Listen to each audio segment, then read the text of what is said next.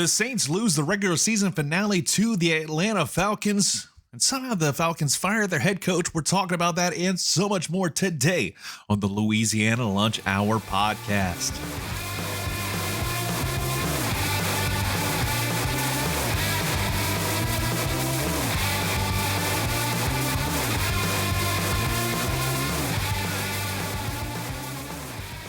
And welcome everyone to the latest edition of the Louisiana Lunch Hour podcast, back after a brief hiatus. Don't you worry, everything's all right. I think I just needed a little bit of time to decompress after the regular season wrapped up. Kind of skipped out on bowl season and was able to enjoy the holidays, and hopefully you did as well. And I want to start off season 2 off on the right foot, even though it's not officially, like, we don't necessarily have seasons here.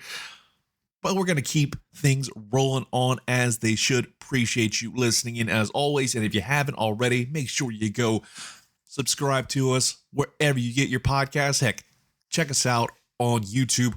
We're going to be making some changes before too long with how we do things on that side of the universe. But we're going to just kind of punt on that stuff for the time being. We're going to leave you in the shadows for a bit on what we do with the YouTube channel going forward. But I do have to say, I've been impressed about what the Saints have done. I understand losing the regular season finale, it sucks. And especially when you are 6-11. I think when we last left off, this Saints team was projected to be a top 5 draft pick. Based off of what Tankathon is showing, they are now going to be the number 8 pick after a pretty disappointing 2026 season. But at the end of the day, I think this season turned out to be a lot better than I think the record shows. And I'll explain why in a little bit.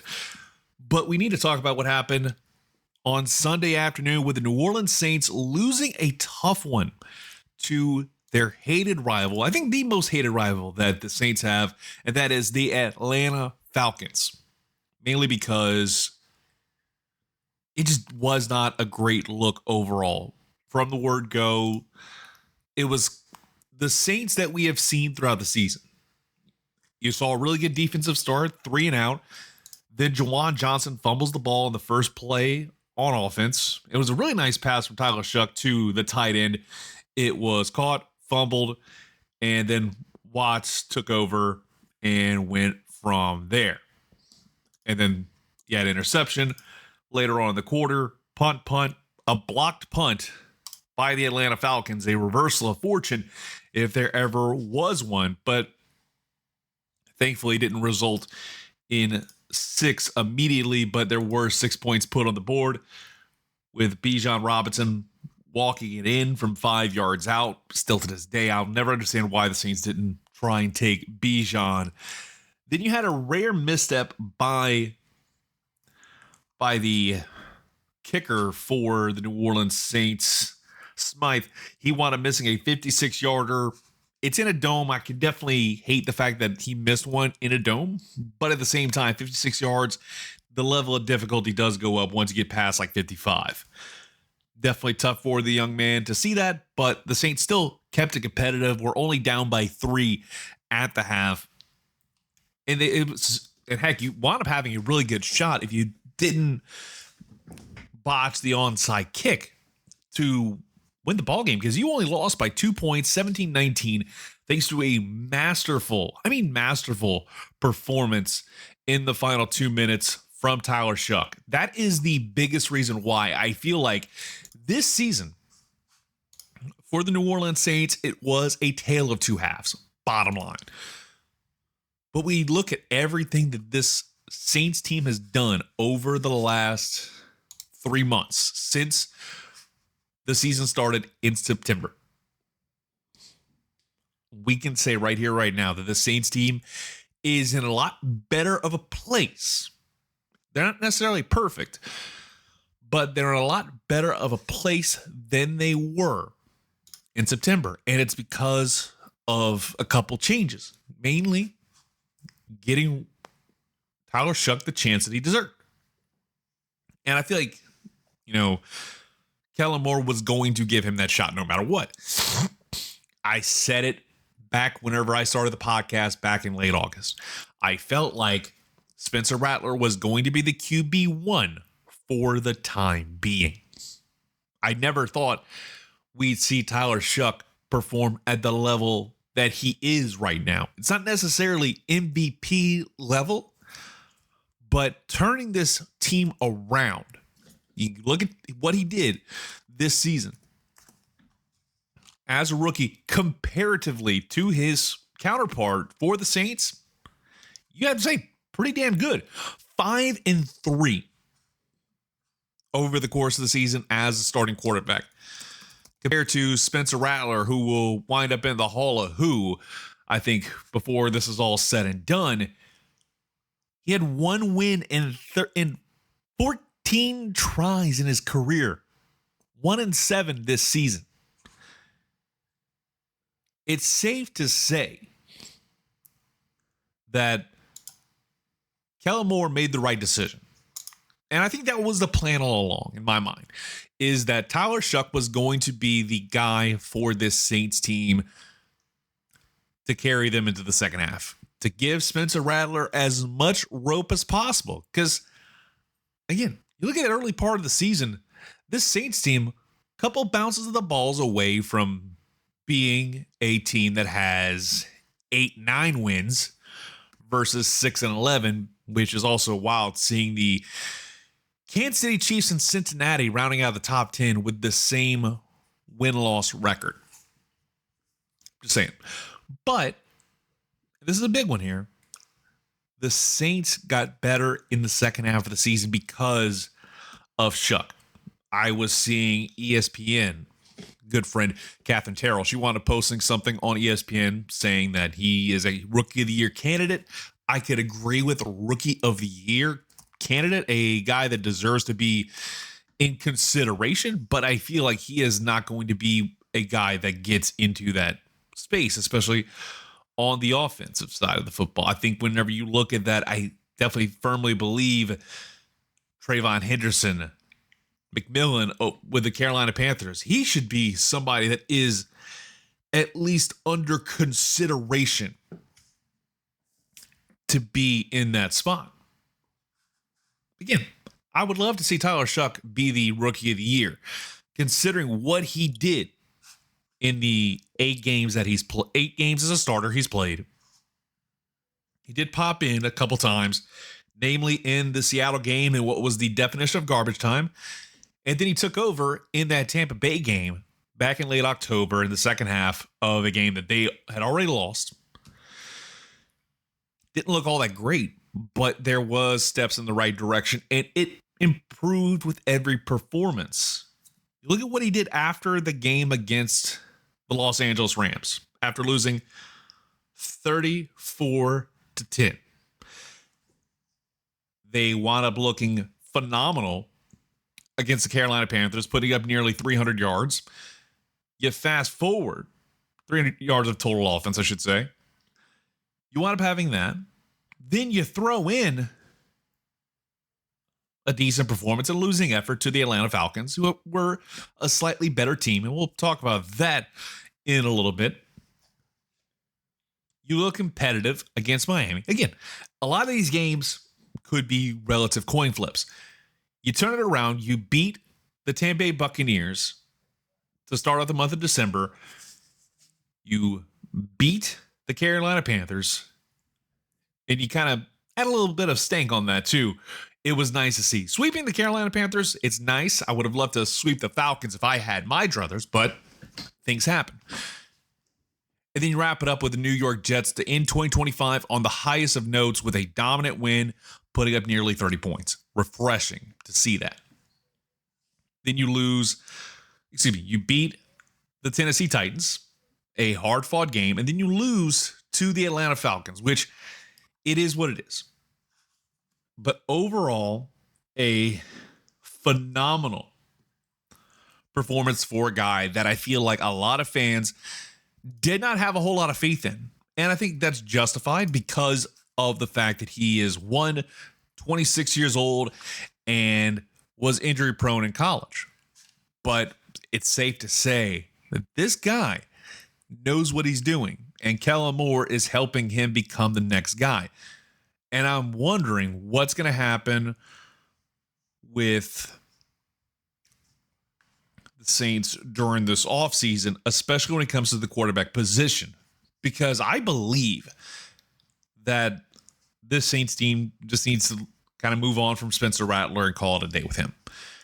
No knock. I just feel like I'd much rather free up some roster space to get some more dogs and some weapons. That's not to say I'm going to go with just one quarterback and move on. No, that'd be absolutely idiotic.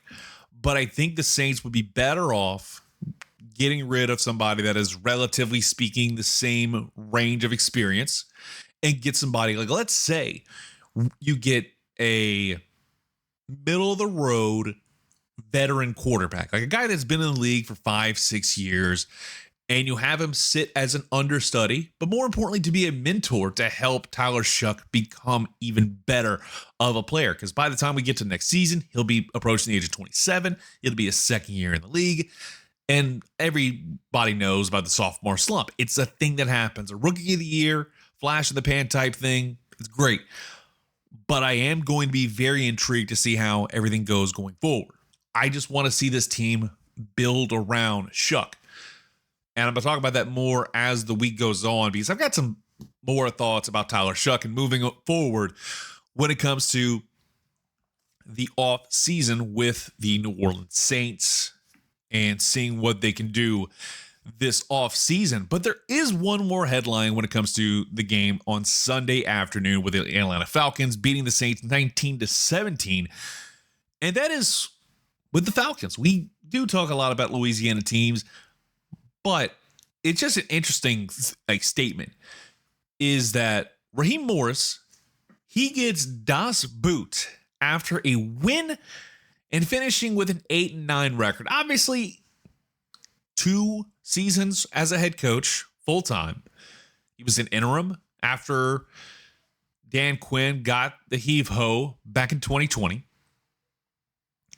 But you look at this history of the last 5 years.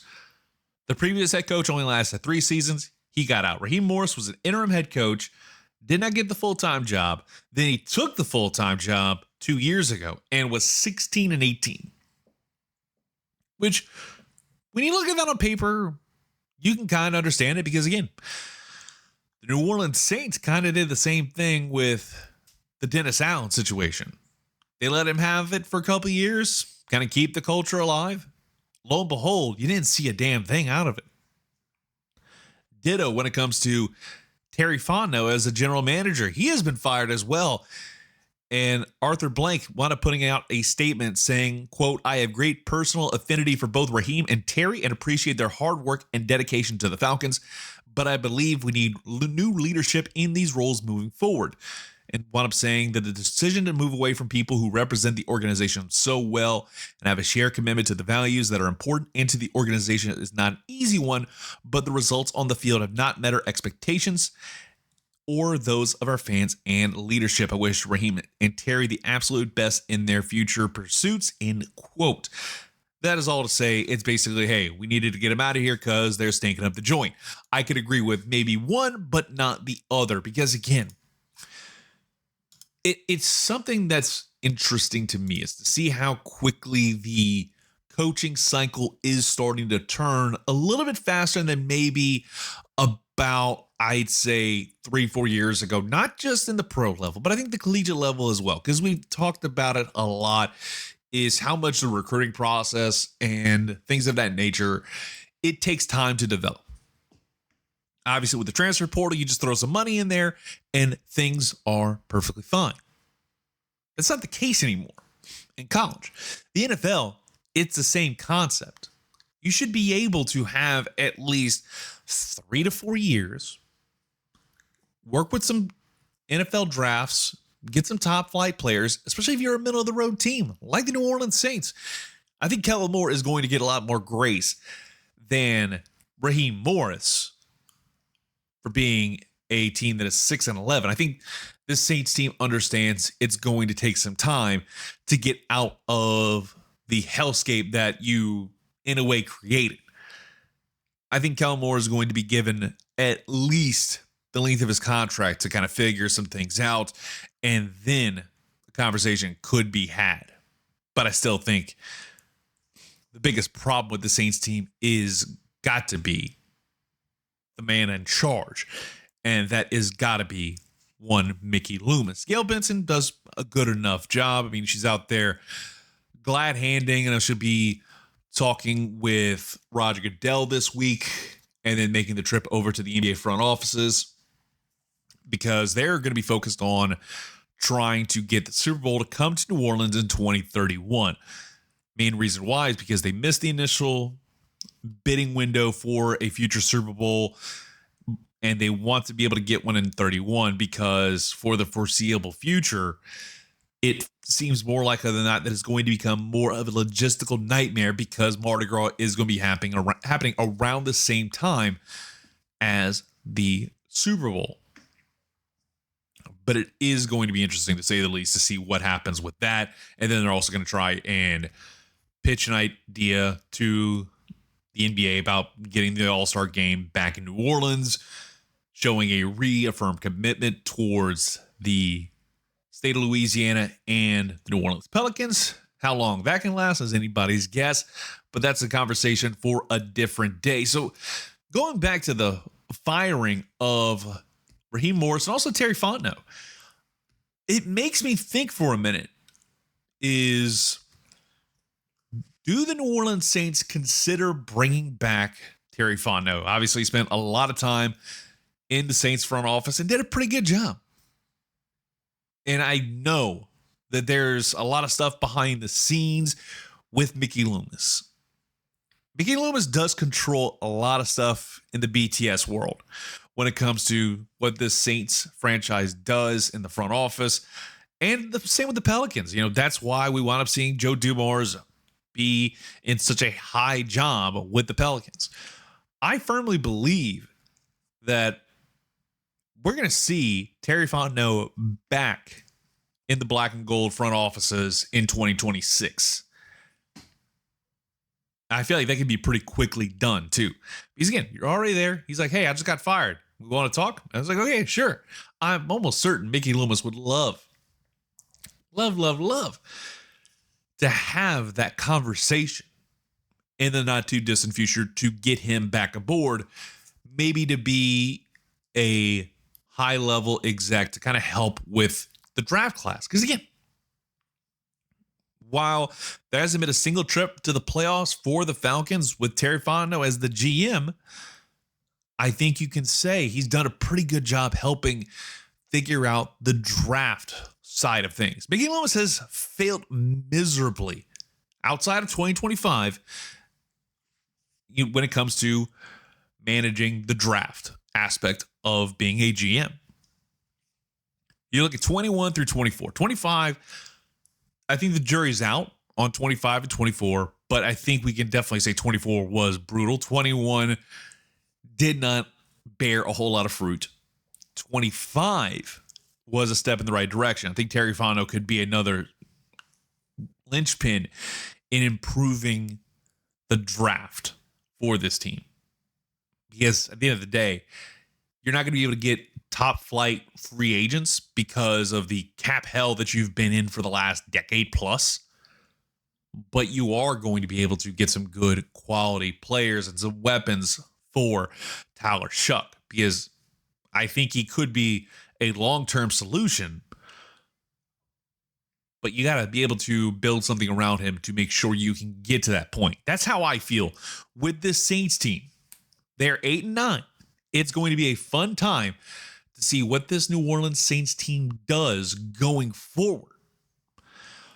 But I'm going to need to see a lot of improvement as we kind of proceed and move forward into the offseason.